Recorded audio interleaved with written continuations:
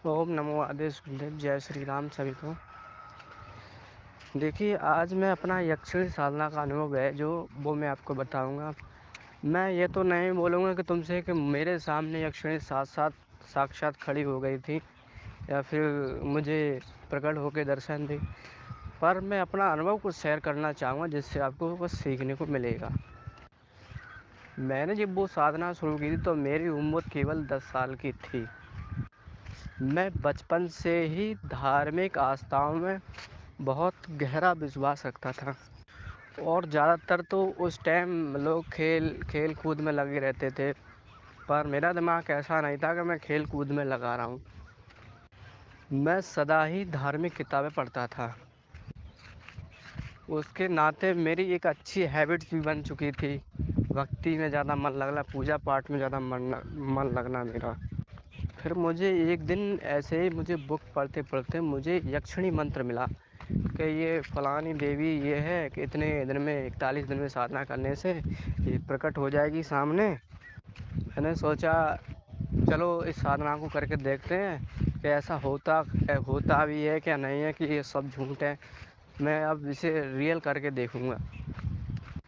तो मैंने उस बुक्स में सारे नियम रखे थे, पर मैंने उन नियमों को सारे को सीखा और फॉलो भी किया। पर नियम सीखते समय मुझसे एक गलती हुई। गलती ये थी, मैंने किसी की प्रेरणा अनुभवी व्यक्ति से किसी से प्रेरणा नहीं ली थी। डायरेक्ट साधना में लग गया था मैं। साधना का जो मैंने स्थान चुना था वो मेरे घर के पास में, घर के बाहर मंदिर था, शिव मंदिर। मैं रोज उस समय शिव मंदिर के पास जाया करता, तीनों टाइम जाया करता। उसमें तीनों संध्याओं का वर्णन था, तो इसीलिए मैं तीनों संध्या करता था। मंत्र मैं 21 माला रोज करता था। सुबह दोपहर शाम को तीनों टाइम, यानी मैं मंत्र को जप करता था शिव जी के मंदिर में। क्योंकि मेरे घर में इतना माहौल अच्छा नहीं था कि हाँ मैं वहाँ जप कर सकूँ तीनों टाइम। हाँ, शिव जी के मंदिर में बढ़िया था। जाप करते करते मुझे हो गए 8 दिन हो गए थे। 41 दिन की साधना थे तो मुझे 8 दिन हो गए थे। 8 दिन हो गए थे। ऐसे ही करके मुझे थोड़ा थोड़ा अनुभव हुआ। अनुभव के बाद मुझे 11वें दिन बहुत फुल अनुभव हुआ। वो अनुभव यह था कि मैं जब साधना करके दोपहर से अपने घर को लौट रहा था। लौटने के बाद मैंने अपने घर का सारा रूम का गेट ऑफ किया, लगाया, फिर सो गया मैं। उस समय दोपहर का करीबन शायद 1 बजा था।